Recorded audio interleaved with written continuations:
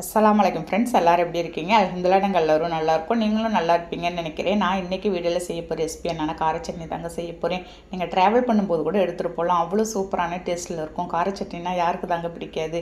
ஒரு சாஃப்டான இட்லிக்கும் ஒரு புஸ்ஸும் தோசைக்கும் நீங்கள் வந்து ரெடி பண்ணி சாப்பிட்டு பாருங்களேன். எத்தனை வேணாலும் சாப்பிட்லாம். அவ்வளோ அருமையாக இருக்கும். இப்போ வாங்க எப்படி செய்யலான்னு பார்க்கலாம். இப்போ அதுக்கு வந்து ஒரு பவுலில் ஒரு 15 காஞ்ச மிளகாய் இருக்குங்க.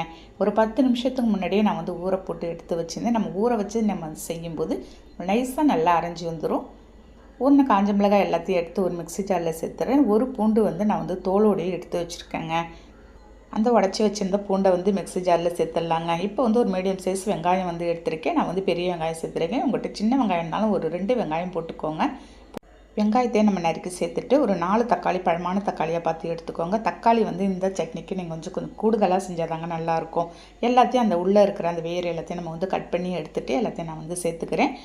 இப்போ அதோடைய ஒரு சின்ன நெல்லிக்காய் சைஸ் புளி சேர்த்துட்டு ஒரு 2 துண்டு வெல்லம் சேர்த்துருக்காங்க. வெல்லம் ஆப்ஷனல் தான், உங்களுக்கு தேவைன்னா சேர்க்கலாம், இல்லாட்டி ஸ்கிப் பண்ணிடலாம். ஒரு 1/2 ஸ்பூன் தூள் உப்பு சேர்த்து நல்லா ஒரு நைஸான கன்சிஸ்டன்சிக்கு அரைச்சி எடுத்துகிட்டு வந்துட்டேன் பாருங்கள். இந்த மாதிரி அரைச்சிட்டு ஒரு பவுலில் ட்ரான்ஸ்ஃபர் பண்ணிவிடுங்க. தண்ணி நம்ம அதிகம் காட்டக்கூடாது. அந்த மிக்ஸி ஜார் தண்ணி மட்டும் ஒரு 2 ஸ்பூன் அளவுக்கு இருக்குங்க. அவ்வளோதான் நான் சேர்த்துருக்கேன்.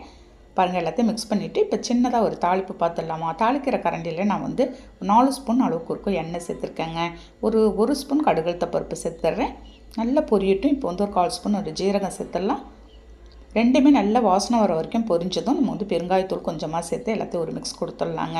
லோ ஃப்ளேமில் வச்சுருங்க. நீங்கள் பெருங்காயத்தூள் போட்டதும் உங்களுக்கு வந்து கருகின மாதிரி ஆகிடும். இப்போ இந்த சமயத்தில் ஃபைனலாக நம்ம வந்து கருவேப்பிலை, ஃப்ரெஷ்ஷான கருவேப்பிலை ஒரு கொத்து சேர்த்து அப்படியே தாளித்து அந்த சட்னியில் ஊற்றினா சூப்பரான கார சட்னி கமகமன்னு நமக்கு வந்து ரெடி ஆகிடுச்சுங்க. இதுக்கு வந்து ஒரு சாஃப்டான இட்லி தான் இன்றைக்கி வந்து நான் ரெடி பண்ணியிருக்கேன். நம்ம எங்கேயாவது ட்ராவல் பண்ண போகிறோம் அப்படின்னா கூட நீங்கள் இந்த சட்னியை ரெடி பண்ணி எடுத்துகிட்டு போனீங்கன்னா உங்களுக்கு 2 டேஸ் வச்சு கூட சாப்பிட்லாங்க. அவ்வளோ அருமையாக இருக்கும்.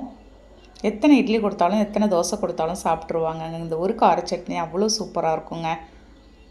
சாஃப்டான இட்லிக்கு நம்ம இந்த சட்னி தொட்டு சாப்பிட்டு பார்க்கலாம். டேஸ்ட்டு எப்படி இருக்குதுன்னு சொல்லவே தேவையில்ல, சூப்பராக இருக்கும். கண்டிப்பாக நீங்களும் ட்ரை பண்ணி பாருங்கள். இந்த வீடியோ பிடிச்சிருக்குன்னு நினைக்கிறேன். பிடிச்சிருந்தா அப்படியே லைக் பண்ணிவிட்டு ஷேர் பண்ணுங்கள். நாளைக்கு பார்க்கலாம். பாய்.